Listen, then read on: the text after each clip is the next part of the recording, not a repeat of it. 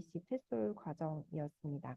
오늘은 이제 1강에서 테솔 과정은 이제 1강에서 12강까지 구성돼 있었는데 오늘 영상에서는 테솔 1강에서 12강까지 저를 좀 변화시키게 만들었던 강의의 핵심 내용이랑 그 안에서 통역사로서 그리고 이제 강사로서 어떤 고민을 하게 됐는지 이야기를 해보려고 합니다. 먼저 햇솔은 처음에 이제 1강에서는 개론으로 시작을 해요.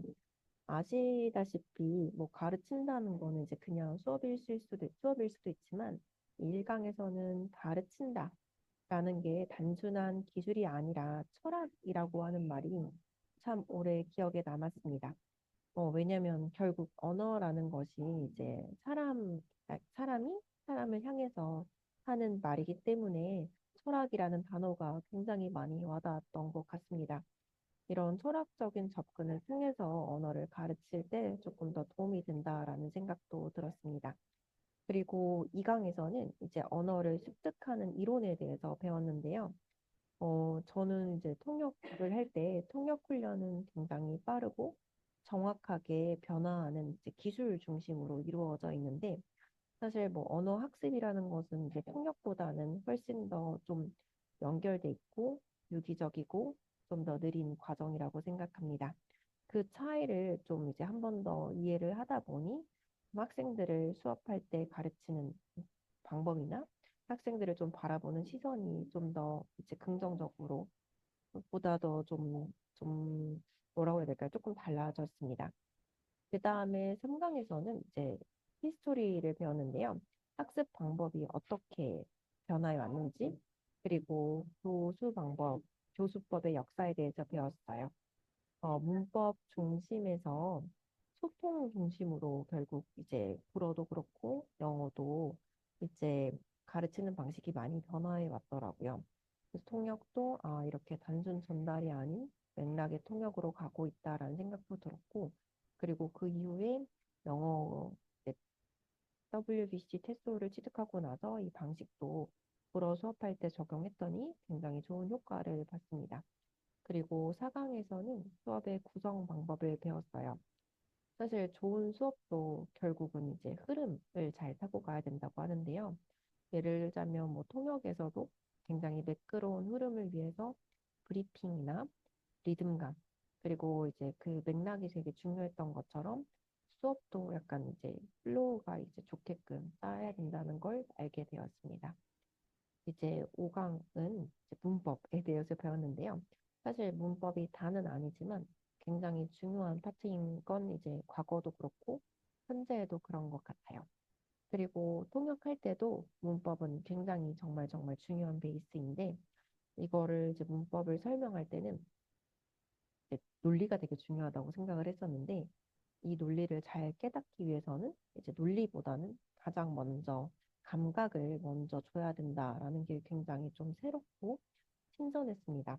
몸으로 익힌 문장은 이제 사람이 배울 때 머리로 외운 문법보다 오래 남는다라는 걸 배웠고 실제로도 생각을 해보면 먼저 이제 문법적인 걸 배우기보다는 감각적으로 이게 과거고 이게 미래다라는 걸 느낀 다음에 한번 배우고 그리고 문법적인 것도 한번 익혀보고 그 다음에 다시 몸으로 한 번 더 익혀보면 좀 더 빨리 기억에 남았던 것 같습니다. 그리고 6강은 이제 듣기 수업 전략인데요. 사실 듣기는 굉장히 어려운 파트예요. 불어도 그렇고 영어도 사실 말은 하는데 듣기가 안 돼서 굉장히 힘든 경우가 많은데요. 이 듣기 수업 전략에 대해서 이제 배웠는데 듣기의 본질은 예측과 맥락 찾기였어요. 제가 실제로 이제 프랑스어 이제 외국인을 위한 불어 교육에서 배웠던 것과 수업하는 방향도 굉장히 일치하고요. 우리가 단어를 다 알 수는 없으니까 이제 듣기를 들으면서 예측하고 이제 맥락을 가지를 잡아가는 게 이제 굉장히 중요하다고 하는데 학생들에도 이런 전략을 좀 굉장히 잘 가르치는 방법을 배울 수 있었습니다. 그 다음에 듣기가 되고 나면 이제 말하기 수업 전략을 7강에서 배웠는데요. 뭐 통역사로서의 조금 말씀드리자면 완벽한 문장에 저는 좀 통역을 하면서 좀 집착을 하게 되긴 해요. 왜냐면 이제 통역사라고 하면 이제 언어의 정점에 있는 사람이니까 이제 통역사가 문법을 틀렸다라고 하면 굉장히 좀 창피한 상황이 될 수도 있어서 저는 완벽한 문장에 굉장히 집착하곤 했는데 이 수업을 통해서 이제 실수해도 괜찮은 말하기 분위기가 굉장히 중요하다라는 걸 한 번 더 깨닫게 됐습니다. 왜냐하면 결국에 유창성이 결국에는 편안함에서 나온다고 하더라고요. 그래서 저도 한번 다시 배울 수 있었고, 그리고 8강에서는 읽기 수업 전략을 배웠어요. 읽기에서는 스키밍하고 스캐닝 같은 뭐 이런 전략은 실제 통역을 리서치할 때도 굉장히 자주 쓰는 기술인데요. 학생들에게도 이제 약간 스키밍하고 빠르게 읽고 이제 한번 추측해보고 이런 식으로 접근하면 읽기도 조금 더 실용적으로 접근할 수 있다는 걸 배웠습니다. 이제는 이제 듣기도 배우고 듣기 하고 말하기 하고 그다음 읽기가 된 다음에는 마지막으로 쓰기를 배우게 되는데요. 프랑스어를 쓰는 사람의 논리 구조는 사실은 영어랑은 좀 굉장히 많이 달라요. 그래서 이 영어를 쓰는 구조, 그리고 한국인들이 이제 한국어를 배우는 구조랑 영어의 구조랑은 또 다르기 때문에 이걸 좀 영어 구조식으로 좀 생각하고 쓰는 방법을 수업에 좀 잘 적용할 수 있는 방법을 한 번 더 배우게 되었습니다. 마지막으로는 어휘를 외우는 방법에 대해서 배웠어요, 10강에서는. 사실 우리가 뭐 언어를 말할 때는 여러 가지가 중요하지만 결론적으로는 이제 어느 정도 완성이 되고 나면 어휘력이 되게 중요하게 되는데요. 단어를 사실 단어로만 외우면 굉장히 그냥 좀 한정된 말을 하게 되고 좀 다른 내가 말하고자 하는 것과는 좀 다른 문장을 말하게 되는 경우가 많은 것 같아요. 그래서 이제 어휘 지도법을 배우면서 이제 말의 결을 함께 익히는 방식을 좀 배울 수 있었습니다. 이제 마지막으로는 내가 배운 거에 대한 이제 11강에서는 평가, 피드백을 이제 하는 방법을 배웠는데요. 정답이 아니라 과정을 본다는 게 굉장히 좋았어요. 예를 들자면 이제 통역도 수업도 결국에 뭐 결과가 남기는 하지만 결국 이제 이 과정, 중요한 과정 등을 통해서 내가 이제 언어적인 역량도 성장하게 되고 사람으로서의 뭔가 가치관도 성장하게 하는 일이라고 한 번 더 느끼게 되었습니다. 이제 강의가 끝나고 나서 마지막 12강에서는 교사로서의 자세를 배웠는데요. 언어는 기술이지만 수업은 결국에 사람과 사람이 하는 관계라는 것을 배웠어요. 저는 사실 좀 재미없는 수업을 위주로 해요. 예를 들자면 굉장히 단기로 이 레벨에 도달하고 싶은 사람들을 좀 이제 열심히 응원하고 때로는 몰아붙여서 그 레벨을 도달하게끔 하게 만드는데 그러다 보니까 사실은 좀 재미랑은 굉장히 좀 먼 수업이에요. 그러다 보니까 좀 어떻게 하면 재밌게 수업을 할 수 있을까? 이런 거에 대해서 저는 이번 수업을 들으면서 좀 배우고 싶었는데 영어도 그렇고 이제 불어 수업도 그렇고요. 그런데 이제 여기서는 역설적이게도 재미도 중요하지만 이제 뭐 내가 진심이면 학생도 변할 수 있다라는 걸 배워서 내가 진심으로 가르치는 것이 가장 중요하구나라는 거를 한 번 더 느낄 수 있어서 좋았습니다. 그래서 저는 이 과정을 듣고 나서 좀 언어라는 걸 조금 더 한 번 더 사랑하게 된 계기가 되었고요. 가르친다는 거는 내가 아는 것을 그냥 앵무새처럼 말하는 게 아니라 상대가 이해할 수 있도록 한 걸음 다가서는 것이라는 걸 배웠습니다.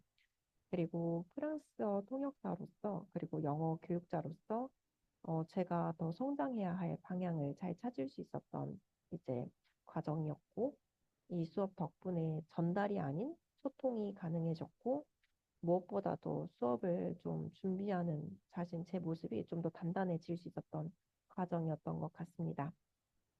이렇듯 WVC 테솔은 단순한 이제 미국 국공립대학교에서 행하는 자격증 과정이 아니라 자격증 과정이기도 하지만 내가 언어를 왜 좋아하는지, 왜 이 길을 가고 있는지 제 마음 깊은 속에서 나오는 이제 이유를 한 번 더 알게 해줬던 과정입니다.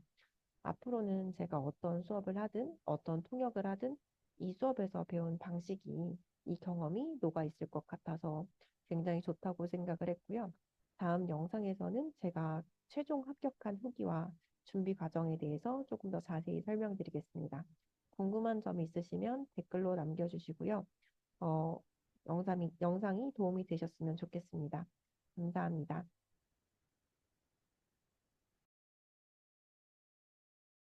사실은 이 시험이 좀 많이 어려웠고, 떨어지면 사실 제 시험을 볼 수 있어서 이 1에서 12 유닛마다 이제 시험이 있는데, 제 시험을 본 적도 있습니다.